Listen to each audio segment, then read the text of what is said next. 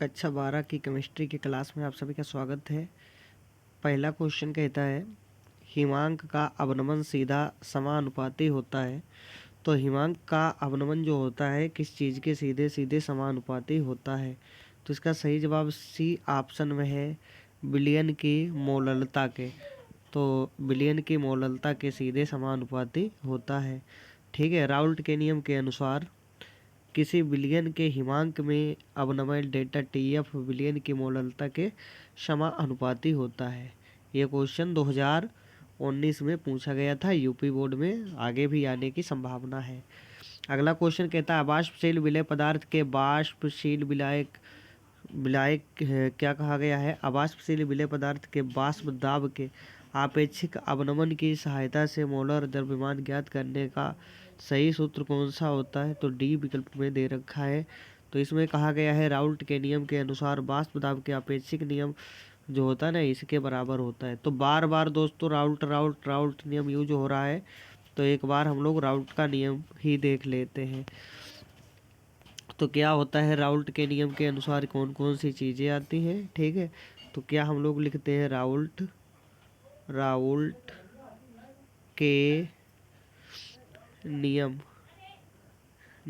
के अनुसार राउल्ट के नियम के अनुसार कौन कौन सी चीज़ें होती है। राउल्ट ने बताया था यदि कोई वाष्पशील विलायक है आपके सामने जिसको पी नॉट लिखते हैं, मतलब खौलता हुआ पानी होता है, विलायक होता है, वाष्पशील विलायक होता है।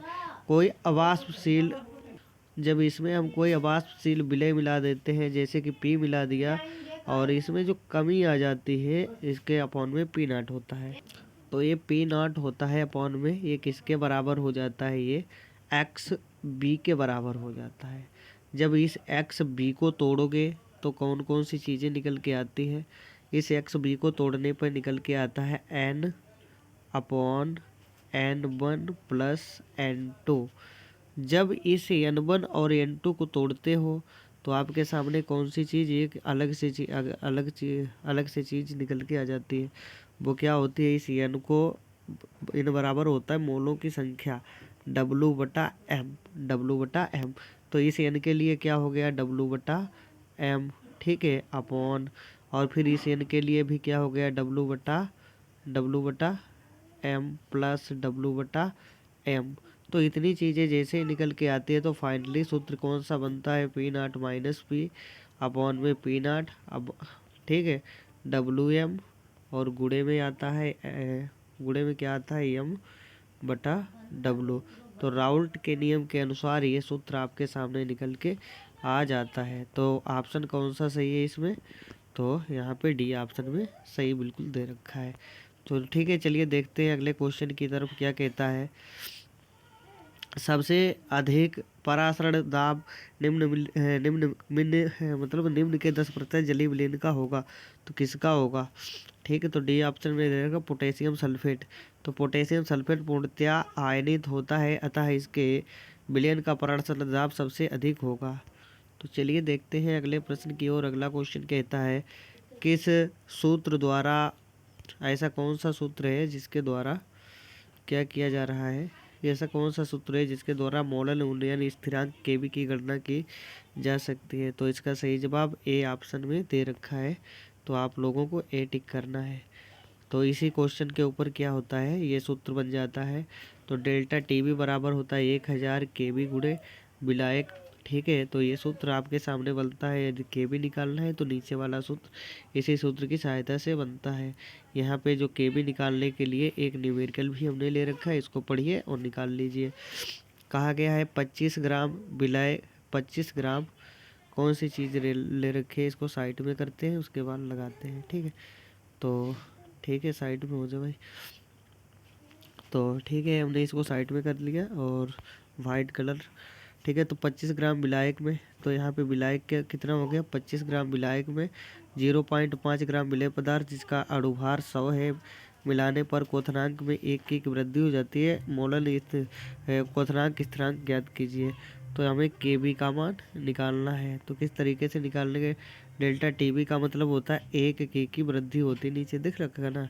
तो 1 और यहाँ पे अणुभार कितना है 100 है भाई। यही सूत्र लगने वाला है जो आपके सामने ये वाला दे रखा है ना, ये सूत्र यही आपके सामने यहाँ पे लग रहा है। ठीक है, तो उसके आगे गुणे लगाएंगे। विलायक कितना है 25, ठीक है 25 25। तो यहाँ पे विलय कितना है और ये विलायक है, ये विलय, गुणे 1000। जब इसको गुणा भाग करोगे तो आंसर 5 निकल के आ जाएगा, जो सी ऑप्शन में दे रखा है। अगला क्वेश्चन है, मानव रक्त का औसत परासरण दाब 37 डिग्री सेल्सियस से 7.8 बार है। NaCl के जलीय विलयन की सांद्रता क्या होगी जिसका उपयोग रक्त प्रवाह में किया जा सकता है? तो इस सूत्र से परासरण का सूत्र होता है पाई बराबर CRT। ठीक है, पाई की जगह हम लोग इसको पी भी लिख सकते हैं, पी या पाई से प्रदर्शित करते हैं। सी सांद्रता, आर का मान होता है 0.0881, टी का मतलब तापमान। तो इस सूत्र से हम लोग इसका जो है ना वो परासरण दाब ज्ञात कर लेते हैं। तो इसका आंसर आ जाएगा 0.31 मोल। अगला क्वेश्चन आपके सामने दे रखा है, बिलियन जिनके परासरण दाब समान ताप पर समान होते हैं वो क्या कहलाते हैं? तो दोस्तों वे क्या कहलाते हैं? डी ऑप्शन में दे रखा है समपरासरी। तो इसका सही जवाब कौन सा निकल के आ रहा है? जिन विलयनों के परासरण दाब समान होते हैं उन्हें समपरासरी कहा जाता है। देखते हैं तो अगले क्वेश्चन में क्या कहा गया है, आपकी स्क्रीन के ऊपर दे रखा है, तो पढ़िए। तो साधारणतया किसी विलायक में विलय को घोलने पर उसका क्वथनांक बढ़ जाता है, क्योंकि उचित कारण बताइए। तो इसका उचित कारण क्या होता है? क्योंकि अवाष्पशील विलेय पदार्थ को विलायक में घोलने पर विलयन का परासरण दाब, विलयन का वाष्प दाब विलायक की तुलना में कम हो जाता है, जिससे विलयन के वाष्प दाब को वायुमंडलीय वाष्प दाब के बराबर करने के लिए और अधिक ताप की आवश्यकता होती है, यही कारण होता है। अगला क्वेश्चन है, किसी द्रव का वाष्प दाब स्थिर ताप पर स्थिर होगा, क्यों होता है? क्योंकि स्थिर ताप पर वाष्पन तथा संघनन दोनों प्रक्रियाओं का वेग बराबर होता है। अगला क्वेश्चन बेहद ही इम्पोर्टेंट है। अगला क्वेश्चन कहता है, बर्फ पर नमक छिड़कने से बर्फ जल्दी गलती है, क्यों? नमक मिलाने पर बर्फ का जो क्वथनांक होता है ना कम हो जाता है, परंतु वातावरण का तापक्रम अधिक ही रहता है, अतः बर्फ जल्दी पिघल जाती है। तो अगला क्वेश्चन कहता है, अंतः परासरण किसे कहते हैं? तो अंतः परासरण किसे कहते हैं? किशमिश या किसी सिकुड़ी हुई कोशिका को शुद्ध जल से भरे पात्र में रखने पर कुछ समय पश्चात किशमिश या कोशिका फूल जाती है, अतः यह अंतः परासरण का उदाहरण है। परासरण के कोई 2 उदाहरण बताइए। प्याज को पानी में रखने पर प्याज का तीखापन कम हो जाता है या खत्म हो जाता है। करेले को नमक के पानी में रखने पर करेले का कड़वापन दूर हो जाता है। तो परासरण की बात आई, हम लोग परासरण को भी थोड़ा सा डिटेल में जानने का प्रयास करते हैं। तो ठीक है, ये रहा परासरण। तो परासरण जो होता है ना, परासरण, तो ठीक है हम लोग परासरण भी देख लेते हैं। परासरण तो यहाँ पे लिखा है, परासरण कितने प्रकार के होते हैं? तो परासरण भैया 2 प्रकार के होते हैं। परासरण कितने प्रकार के होते हैं? परासरण 2 प्रकार के होते हैं। एक होता है अंतः परासरण। अंतः परासरण में क्या होता है? किशमिश को जल में डालने पर जल के अणु किशमिश की बाह्य परत से होकर किशमिश में प्रवेश कर जाते तथा किशमिश फूल जाती है। इस प्रकार चने, दाल, राजमा, इस प्रकार कौन कौन सी चीज़ें होती है? चना, दाल, राजमा इत्यादि को जल में डालने पर फूल जाते हैं। ये सब किसके हैं? अंतः परासरण के उदाहरण है। जैसे कि आपने किशमिश डाली, सूखी हुई किशमिश थी, यहाँ पे फूल गई, ठीक है, तो ये अंतः परासरण का उदाहरण हो जाता है। आगे देखते हैं। आगे अगली हेडिंग इसी के साथ ही साथ बाह्य परासरण भी देख लेते हैं। शायद बाह्य परासरण आ गया तो क्या करेंगे, तो बाह्य परासरण को भी समझने का प्रयास करते हैं। अंगूर को सांद्र चीनी या नमक के घोल में डालने पर, यहाँ पे अंगूर था फूला हुआ, बढ़िया से सांद्र नमक या चीनी के घोल में डाला तो सिकुड़ गया। इसी तरीके से अंडा भी सिकुड़ जाता है। तो इसका सही जवाब किस तरीके से हम लोग पाते हैं? अंगूर को सांद्र चीनी या नमक के घोल में डालने पर अंगूर के अंदर से जल के अणु अंगूर की बाह्य परत को पार करके चीनी या नमक के घोल में चले जाते हैं तथा अंगूर सिकुड़ जाता है। तो ये क्रिया कौन सी कहलाती है? बाह्य परासरण कहलाती है। ठीक है, तो चलिए भाई फिर से आ जाते हैं वही अपने पॉइंट के ऊपर जहाँ पे हम लोग थे, जहाँ से आगे बढ़ रहे थे। ठीक है, तो चलिए, अर्ध परागम झिल्ली किसे कहा जाता है? क्वेश्चन कहता है अर्ध परागम झिल्ली किसे कहा जाता है? तो इसका आंसर किस तरीके से देंगे? अर्ध परागम झिल्ली सतत शीट या फिल्म में होती है जिसमें अतिसूक्ष्मदर्शी छिद्रों का एक नेटवर्क होता है, अतः विलायक जैसे जल के अणु इन छिद्रों से गुजर सकते हैं, परंतु विलय के बड़े अणुओं का आगमन बाधित होता है। तो ठीक है, अर्धपरागम झिल्ली की बात आ रही है तो हम लोग क्या करते हैं, इस अर्धपरागम झिल्ली को भी देख लेते हैं किस तरीके की आती है अर्धपरागम झिल्ली। जो आप देख रहे हो परासरण में, सबसे पहले हम लोग परासरण का ही पोस्टमार्टम करते हैं। तो परासरण क्या होता है, परासरण दाब क्या होता है? तो सबसे पहले हम लोग परासरण देखते हैं। परासरण की परिभाषा किस तरीके से आती है? विलाय का कम सांद्रता वाले विलयन से अधिक सांद्रता वाले विलयन की ओर अर्धपरागम झिल्ली में से प्रवाह परासरण कहलाता है। परासरण को सबसे पहले एवे नॉलेट ने प्रक्षेपित किया था। बस इतनी ही चीज़ें जरूरी होती है इसमें भैया। एक अर्धपरागम झिल्ली होती है, इधर विलायक के अणु होते हैं और नीचे की तरफ जो मोटे मोटे दिख रहे हैं ये विलयन के अणु होते हैं, और बीच में अर्धपरागम झिल्ली होती है। इससे क्रॉसिंग होकर इसके जो होता है ना पानी और इसका प्रवाह होता है। अंडे में दो खोल या आवरण होते हैं। बाह्य खोल मुख्यतः कैल्शियम कार्बोनेट का बना होता है, जबकि भीतरी खोल एक पारदर्शक अर्धपरागम झिल्ली के रूप में होता है। अंडे को HCl में डालने पर उसकी बाह्य खोल उतर जाता है तथा भीतर खोल प्रभावित नहीं होता है। ठीक है, तो इस तरीके से क्या होता है, तो ठीक है, तो आसू जल में रखा अंडा कुछ समय पश्चात फूल जाता है।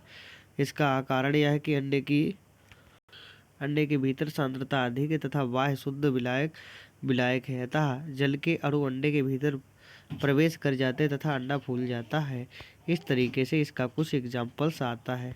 और अर्धपरागम झिल्ली हम लोग सीख रहे हैं, तो अर्धपरागम झिल्ली इसमें क्या होती है? वह झिल्ली जिससे विलायक के अणु आर पार हो जाते हैं परंतु विलय के अणु आर पार नहीं होते हैं, अर्धपरागम झिल्ली कहलाती है। जंतु तथा वनस्पति कोशिकाओं पर अर्धपरागम झिल्ली पाई जाती है। बकरे का मूत्राशय, ठीक है, इस पॉइंट को नोट करना, बकरे का मूत्राशय और क्या आता है, साथ ही साथ अंडे की झिल्ली, किशमिश, अंगूर आदि के आवरण भी अर्धपरागम झिल्ली की तरह व्यवहार करते हैं।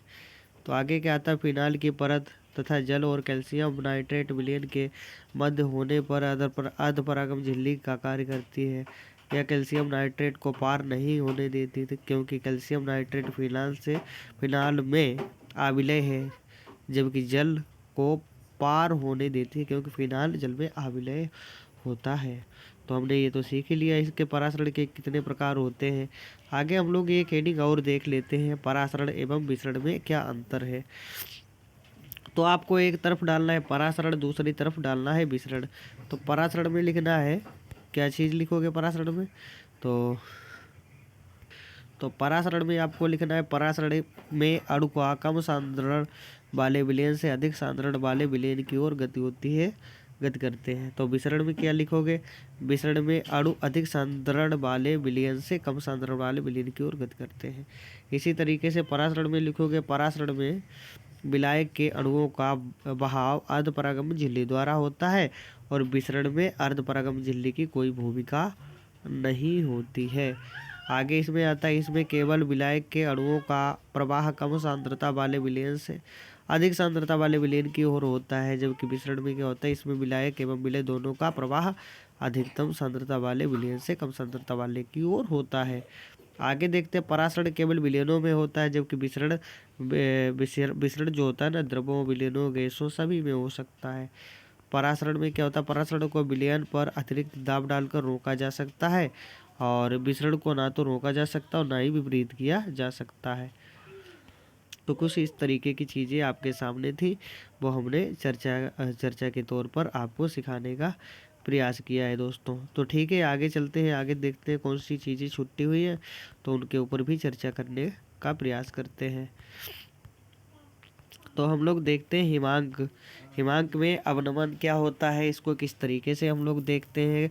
लोग लंबी लंबी परिभाषाएं सीखते हैं, तो हम परिभाषाएं लंबी ना सीखकर शॉर्टकट में ही सीखने का प्रयास करते हैं, कम समय में ज़्यादा ज्ञान। ठीक है, वह हिमांक में अवनमन आपको डालनी है हेडिंग। क्या डालोगे? हिमांक में अवनमन। वह ताप जिस पर किसी ठोस किसी पदार्थ का वह ताप जिस पर किसी पदार्थ की ठोस तथा द्रव अवस्थाएं समान समय अवस्था में होती है, अर्थात जिस ताप पर किसी पदार्थ की ठोस तथा द्रव प्रावस्थाओं के वाष्प दाब बराबर होते हैं। याद रखना, ठोस तथा द्रव प्रावस्थाओं के वाष्प दाब बराबर होते हैं। Point to be noted. पदार्थ का हिमांक कहलाता है। ठीक है, किसी विलायक में कोई अवाष्पशील पदार्थ घोलने पर उसके वाष्प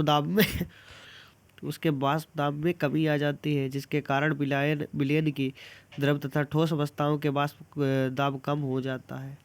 ठीक है, तो जो इसमें जो डिफरेंस आता है ना, तो इसके डिफरेंस को T0 माइनस TS कहा जाता है।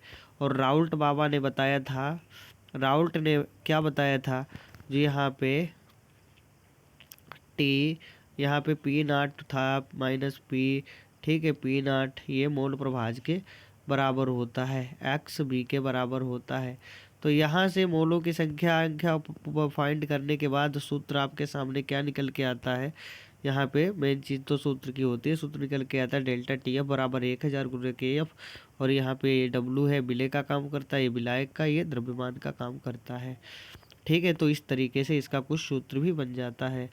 और यदि राउल्ट के नियम की बात की जाए, तो अवाष्पशील विलयनों के संदर्भ में राउल्ट का नियम क्या कहता था, तो इसके ऊपर भी आपको चर्चा करके बता दे रहे हैं। तो अवाष्पशील विलय के संदर्भ में राउल्ट के नियम के अनुसार यदि किसी वाष्पशील विलायक में कोई अवाष्पशील विलय घोला जाता, तो विलयन के वाष्प दाब में अपेक्षित अवनमन विलयन में उपस्थित अवाष्पशील विलय प्रवाह के मोल प्रभाज के बराबर होता है।